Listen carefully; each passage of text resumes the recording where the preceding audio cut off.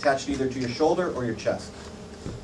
Hey, how about them donuts? Who wants to be the contact? You have been dispatched to a movie theater on a subject causing a disturbance and refusing to leave. And then, or anybody, and you talk to me as I'm Hi, thanks for coming. I'm Cindy, the manager. I'm the one who called, and we have a gentleman in here causing a disturbance. I may have seen a knife. I've already cleared the theater for you, and once you guys go in, I'll go ahead and turn on the house lights. You may have seen a knife. Thank you. Cindy. Get out of the way. Don't go too close. I hear somebody. You, what's going on here? Dispatch with 3.1 David. You see both hands. Theater. Put them up. Copy that. Do you have sufficient help? I said, let me see your hands. We just have one person in the theater at this one point. You're ready, Dan. Got something in his pocket there. Okay, copy that. I said, put it down. Let me see your hands. All right, it's a knife. We got a knife, Dan. Get a rope. Put that weapon down. Taser. Dispatch the unit. Any further? Looks like he has a knife in his hand. Copy that. Put it down. Are you coming toward us, Dan? Units are coming code 3. Units are coming code 3. Do you need additional resources, unit? I think we got a man down. We do have a man down. Copy that. All the media. 406, 1001 Market, Unit 98. Okay, so go ahead. Pull, okay, let me see your weapon. Okay, take a deep breath. Seriously, take a deep breath. Breathe out. Your heart rate went up. You're probably perspiring a little bit. And now we're gonna talk to you. Okay, so just take a deep breath. Okay, so we'll start with you. What did you have?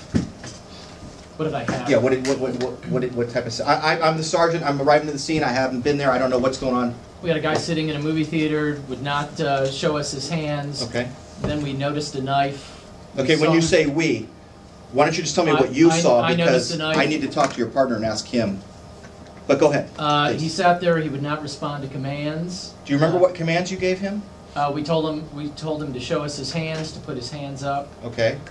He didn't do that.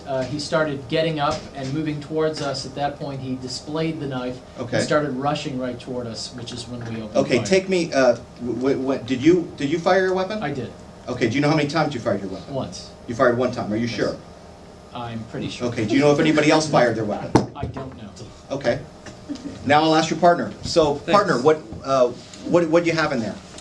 All right, so we had a, excuse me, let me plug it. We had a guy who was sitting there. We couldn't see his hands at first. Okay. We told him to put his hands up. Did that cause concern to you? Yes. What information did you have going into the theater? The theater person told us he might have a knife. Okay, that's important information. So we couldn't see his hands. We didn't know if he had a weapon, but we thought he might have a knife given what the theater person said. Okay, good. That's more information. He would not put his hands up. Okay.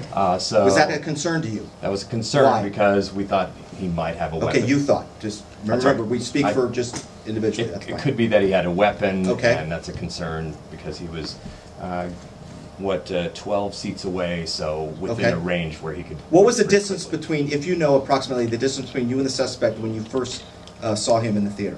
I want to say 12 feet. Okay. Like 15 feet. Okay. Like that, yeah. And then what happened?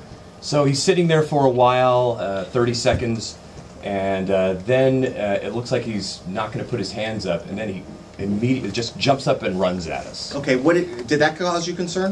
That caused me concern. I still couldn't see his hand. No, I'm sorry, he brandished a knife at some point. Okay. What appeared to be Do you remember when he brandished the knife? Actually, he brandished it while he was sitting there, then he made the aggressive movement. Did he do anything else with the knife that was it looks like he was holding it in an aggressive way, okay, pointing toward me. And then what did he do with the knife? Then he charged at us, and I'm not sure what he did. Okay. Did you fire your weapon? I fired 4 or 5 rounds, I think. Why? It looked like he was coming right at us, and I needed to... Did you feel that your life and possibly your partner's life was in imminent danger of death or serious bodily injury? Yes. Okay. Did you feel he was coming directly at me? Okay. I don't know where Joe was, but he was coming right at me. Okay. You communicated on the radio. How comfortable were you with doing that? Was that a lot to do? There was a lot to do, and keep an eye on the suspect. So you were focused to keep myself safe at the same time. And that's what happens to officers in the field, because they're constantly asked to give updates, they're constantly getting updates, and when your focus is on solely the individual, it's sometimes difficult to continue to remember telling dispatch what additional resources you might use. And any times that we have a knife situation such as this, the officers get that information. we might want to have the officers have the ERAW deployed, have other units possibly bring that. That's one of the options that we have. Anybody else out in the audience see anything or have any feelings about what they saw? Okay, No? before we started, I Yeah. thought a guy with a knife, because you've had a couple incidences recently where a guy with a knife, you could back up. You know, you don't have to shoot the guy. You could just kind of get out of that situation. But I felt myself Yeah, I mean, we talked about earlier in terms of a person moving at 1 mile an hour moves at 1.466 feet per second. An average walking speed is 3 miles per hour. So a person can close on you from 21 feet. You said this individual was within 21 feet. That's going to take a long time for you to be able to react, to get your weapon in a position to where you're going to be able to discharge the firearm to eliminate or neutralize the threat that you're facing. So you're right in saying that if you're consciously thinking about creating distance, that is a good idea, and constantly looking for things such as cover. And at the Okay? same time, when you're told he might have a knife, you're looking for anything that could resemble a knife, and whether he has Absolutely. it or, and whether he has it or not, knowing that he might have it, anything shiny near his hands, I will assume is a knife. I think that's a reasonable assumption, and the gentleman asked earlier today in terms of trying to get information. This is a perfect example of getting more information that you didn't get when you originally dispatched to the call for service, and then when you are provided that information that maybe wasn't provided to dispatcher communications, then you can relay that over the air, that, hey, this person, we may be going to a situation where the person might have a knife. And even putting that information out quickly and getting additional resources coming to your assistance before you even walked in there would be great. Sergeant, you talk about the reaction time, the time needed to